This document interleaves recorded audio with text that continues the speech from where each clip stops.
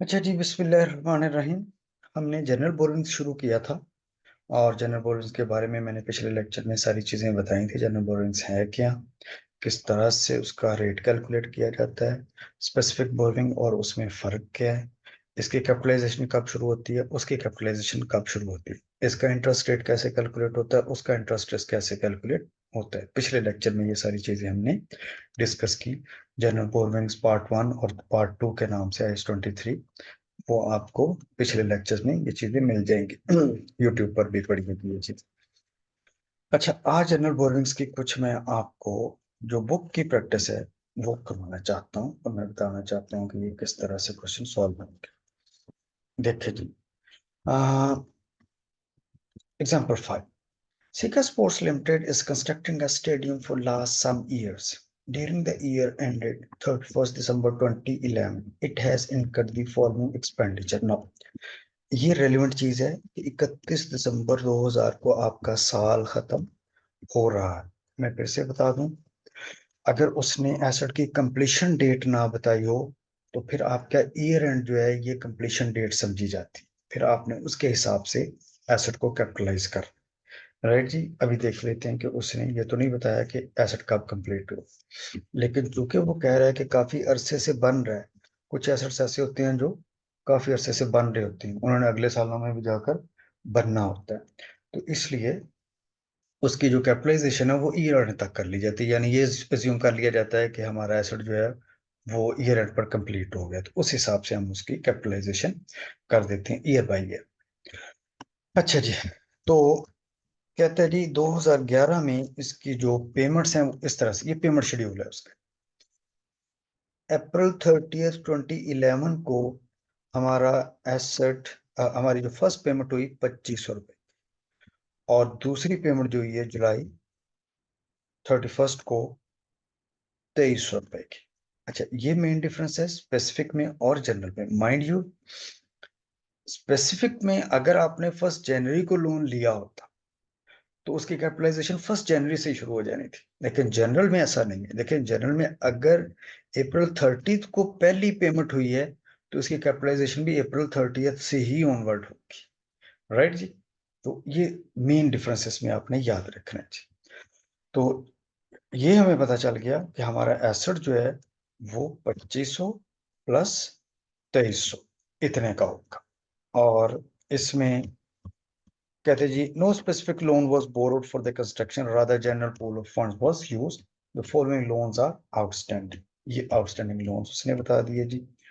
Outstanding loans, पहला जी FBL से, दूसरा BEH से 14% पर लिया, तीसरा BEF से 16% पर लिया। ये भी फुल ईयर का है, या इसकी आउटस्टैंडिंग अमाउंट जाहिर है फिर पूरे साल की होगी, इसकी भी आउटस्टैंडिंग अमाउंट पूरे साल की होगी।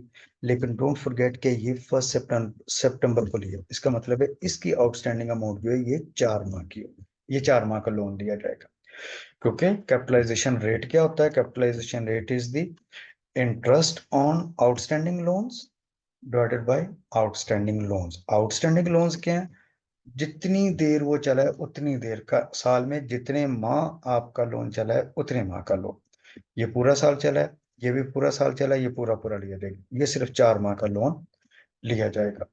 तो उसने जी कहा जी कि आप बोरविंग कॉस्ट इसकी कैलकुलेट करें, उसकी रिक्वायरमेंट सिर्फ बोरविंग कॉस्ट है, तो बोरविंग कॉस्ट हम इसकी ऐसे कैलकुलेट कर लेंगे जी कि पहले इंटरेस्ट कैलकुलेट कर लें जी। इंटरेस्ट 12% लिया जाएगा इसका, फिर 14% इसका, फिर 16% इसका। नहीं जी, पहले इसके 4 माह का निकाला जाएगा आउटस्टैंडिंग लोन, तो 750 का 4 माह का लोन आउटस्टैंडिंग आ जाएगा। तो हमारे पास जो आउटस्टैंडिंग लोन्स होंगे ये प्लस 4 माह का ये लोन, और इंटरेस्ट भी इन सब का 12%, 14% और 16%। ये मैं आपके लिए ये देखेंगे, नीचे हम जाते हैं, ये कैपिटलाइजेशन रेट देखेंगे। 5 मिलियन जो ये वाला है, ये पूरा साल का इंटरेस्ट। वैसे इंटरेस्ट भी आप इकट्ठा भी ले सकते हैं, इकट्ठा लेके जैसे मैंने आपको, अगर हम उसका मैंने आपको जो पिछले लेक्चर में सारा ये कैलकुलेट करना सिखाया था एक्सेल पर, तो ये वैसे भी हो सकता है कि जैसे मैंने शेड्यूल बना के करवाया था ऐसे भी आप कर सकते हैं। ये देखें, ये पहले लोन का इंटरेस्ट प्लस दूसरे लोन का इंटरेस्ट प्लस तीसरे लोन का इंटरेस्ट, लेकिन तीसरे लोन का इंटरेस्ट सिर्फ 4 माह का, क्योंकि ये 4 माह सिर्फ हमारे पास चल। तो डोंट फॉरगेट, ये लोन जब नीचे लिया जाएगा तो वो भी 4 माह का ही लिया जाएगा। तो divided by 5 million plus 10 million plus 750 का 4 माह का लोन। तो ये इसका जो फॉर्मूला है वो क्या है? Interest on outstanding loans divided by outstanding loans. Outstanding loans मतलब जितनी देर वो लोन चला है सिर्फ उतना। तो ये कितना बनेगा? 13.38%। अब अगर मैं इसकी बोर्विंग कॉस्ट कैलकुलेट करना चाहूँ तो 2500 के ऊपर 13.38%। लेकिन ये कितनी देर चला जी? अप्रैल 30 से लेके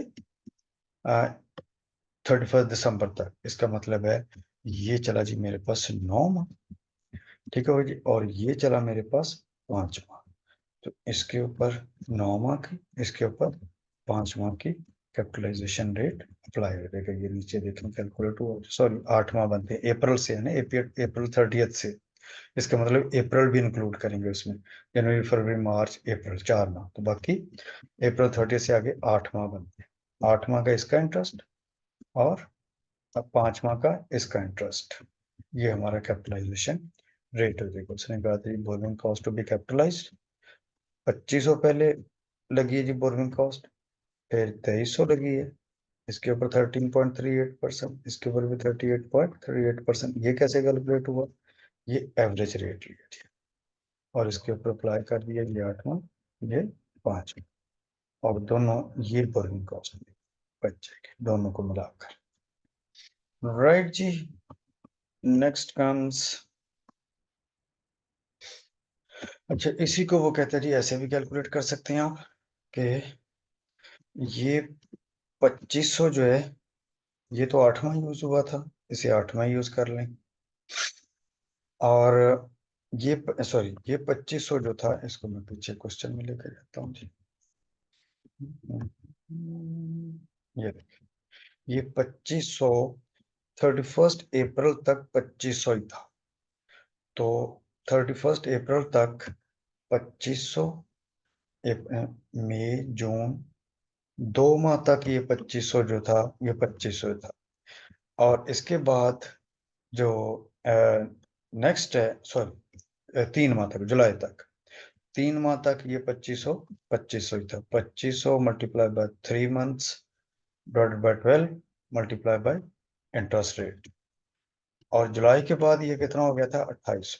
तो 2800 multiply by interest rate multiply by आगे 5 माह। ये भी इसने ऑल्टरनेटली ऐसे कैलकुलेट करके भी आपको दिखाया हुआ। ये नेक्स्ट देखिए, इसने कहा जी 2500 जो है ये अप्रैल तक 3 माह तक 2500 ही था। उसके बाद 2500 प्लस 2300 4800 हो गया। तो 4800 जो था ये 13% पर 5 माह तक चलता है। तो तब भी सेम आंसर आएगा। Option is your. बेशक ऊपर वाले तरीके से कर ले, बेशक ऐसे।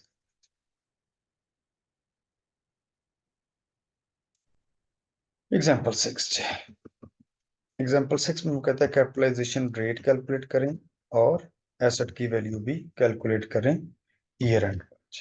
ठीक हो गया जी। वंस अगेन इसमें भी हम देख लेते हैं। Cyber construction has 3 sources of borrowings. 3 sources हैं जी। एक लोन 7 साल के लिए लिया हुआ है 8000 का, इसका इंटरेस्ट एक्सपेंस जो है वो 800 रुपये है, और ये 10% इंटरेस्ट रेट। लोन जो है 10 ईयर वाला ये 10,000 है, और इसके ऊपर इंटरेस्ट रेट कितने? 900। और एक बैंक ओडी भी है 5,000 का, इसके ऊपर इंटरेस्ट रेट कितने? 900। राइट, ये उसने बताया जी लोन्स कितने, ये जनरल बोरोइंग्स हैं, लोन्स इतने लिए हुए। अभी देख लेते हैं जी इसको लिए एसेट कितने का बनाना है। अच्छा जी, कहते हैं इसमें से जो 7 ईयर वाला लोन है ये स्पेसिफिक बोरोइंग्स है। इसका मतलब है जब हम कैपिटलाइजेशन रेट कैलकुलेट करने लगेंगे तो ये तो उसमें नहीं आएगा। नीचे वाले दोनों, ये दोनों कैपिटलाइजेशन रेट कैलकुलेट, इनके ऊपर कैलकुलेट किया जाएगा। हम देख लेते हैं जी। Cyber Construction has incurred the following expenditure on a project funded from general borrowings for year ended 31st December 2016. इसका मतलब ईयर एंड 31st दिसंबर 2016 है और यही हमारा कंप्लीशन डेट होगी। अच्छा जी, और फिर उसने प्रोग्रेस पेमेंट बताई है, सेम क्वेश्चन है वही जो ऊपर हुआ।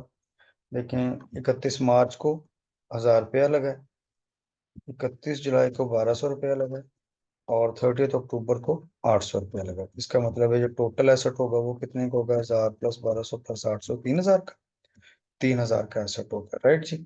इसकी बोर्विंग कॉस्ट, क्योंकि कैपिटल वर्क इन प्रोग्रेस भी उसने पूछा ना, तो इसका मतलब है हम एक 3000 का एसेट बनाना चाहते हैं, उसके लिए जो लोन्स अवेलेबल हैं वो ये वाले अवेलेबल हैं।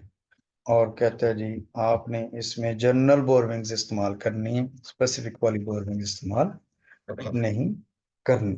लो जी, तो इसका मतलब है जी हम इसका कैपिटलाइजेशन रेट पहले निकाल लेते हैं। देखिए कैपिटलाइजेशन रेट निकालते हुए we need interest divided by borrowings, क्योंकि नीचे वाली दोनों यूज करनी है, तो इंटरेस्ट नीचे वाले के दोनों का ये उसने खुद कैलकुलेट करके दिया, 900 + 900 1800 रुपया इंटरेस्ट है।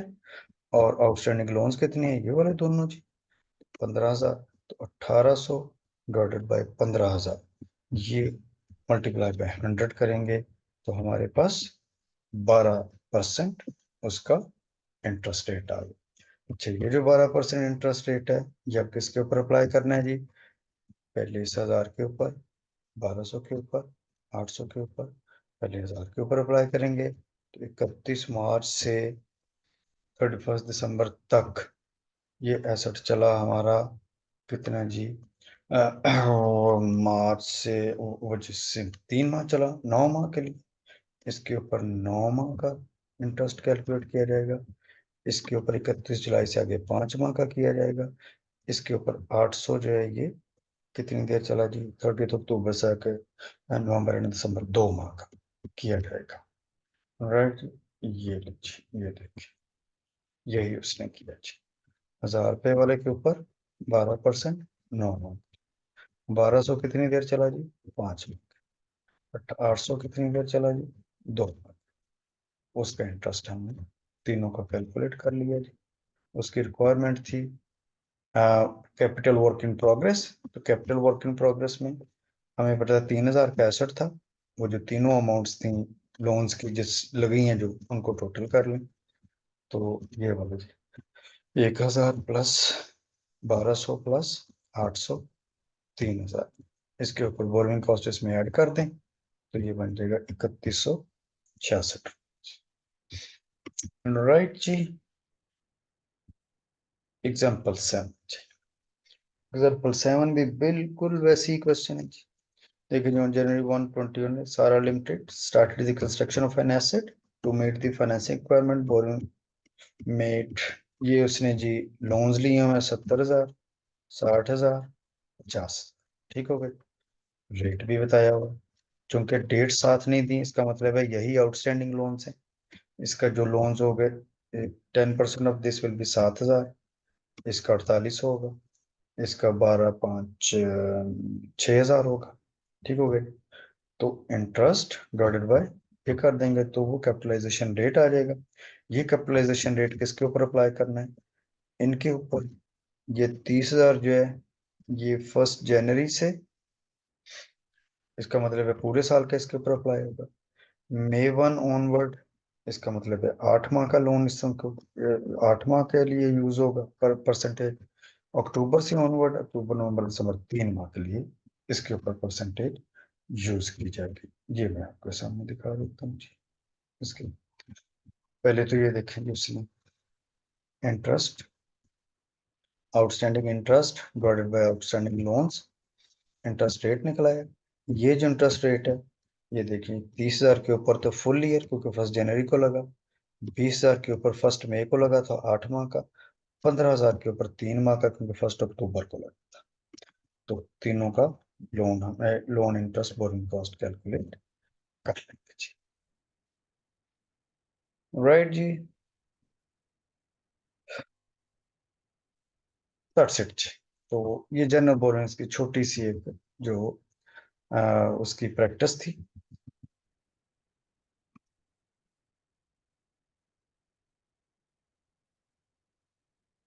अगर कोई क्वेश्चन हो, इसको एक दफ़ा देख लीजिएगा, अगर कोई क्वेश्चन हो, आप मुझे व्हाट्सएप करके पूछ सकते हैं। जी, ठीक है, ओके जी, थैंक यू वेरी मच जी। आई होप आपको ये चीज़ें समय लगी होंगी। आप इसको एक दफ़ा देख लीजिएगा, फिर इंशाल्लाह विल डिस्कस दिस अगेन। अस्सलाम वालेकुम।